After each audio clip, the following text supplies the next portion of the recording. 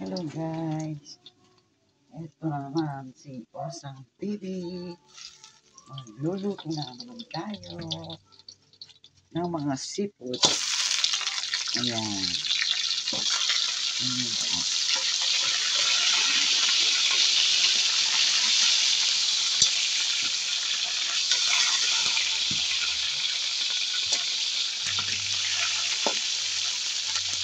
At kahit dalawa lang po yan, malalaki naman. At isang mga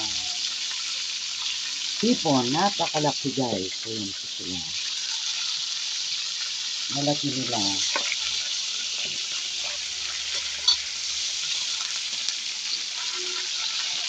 Medyo kritik-kritik ng konti.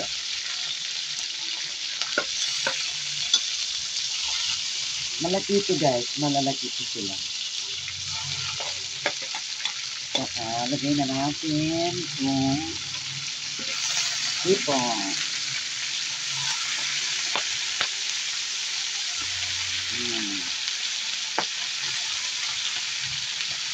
Hipon. Para may iba naman yung ulam natin.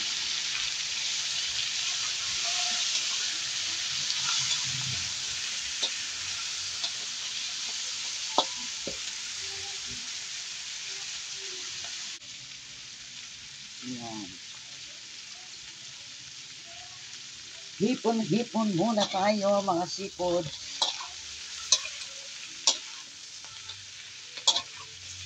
Mantika lang po ang nilagay ko. Ayoko na yung dairy cream kasi parang nauumay ako doon. Buburang ko ng asin.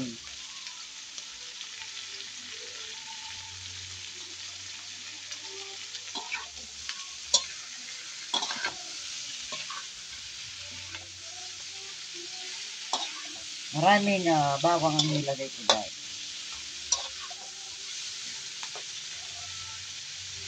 Ayan, hintayin muna natin siya maluto ng konti. Ayan.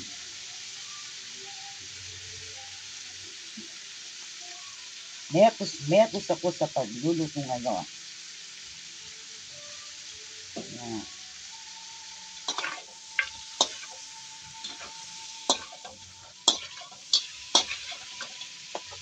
At lalagyan ko ng konting asukal.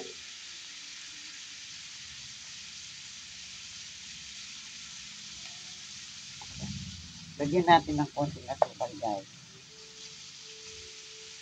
Ayan. Konti lang naman po. Para mag-mix ang kanyang panlasa. Ang pinigay na natin itong sulib. Ano po, nilaga ko kanina yung sulib.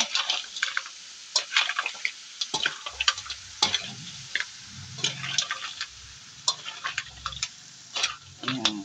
Ayan lang po kasi yan.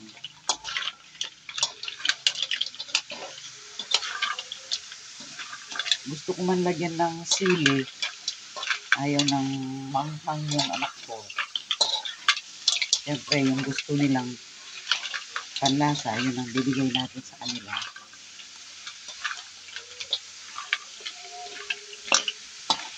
Ayan. Halo-halo para yung lasa niya ay mapunta dito sa ating niluluto. Yan, ganyan lang po.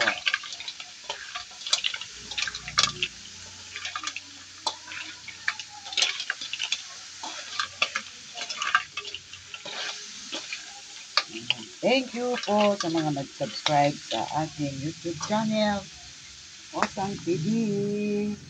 Yung hindi pa po nakapag-subscribe, welcome po kayo sa akin. Maraming salamat po sa inyo. Ayan guys, luto na po siya yan. Pero gusto ko haluin ko pa para yung lasa niya ay pumunta sa loob ng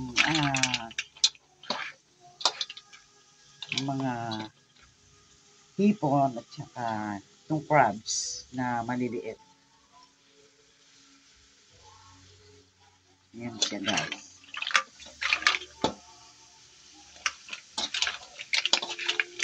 Tsaka para yung asukal na nilagay ko ay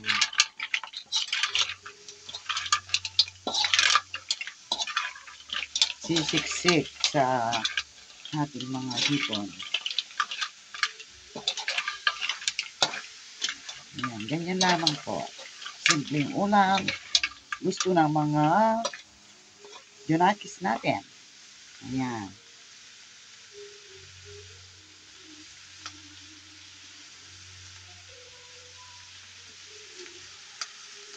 At ayan na po guys.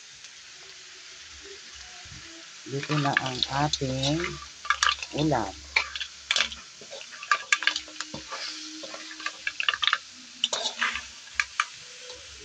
Tataba po nitong crabs na ito. Mataba siya. So guys, hanggang dito na lamang po ang ating pagbibideo. Salamat po sa mga nagpupunta sa ating mga video. Thank you. God bless. Please like and subscribe. Bye.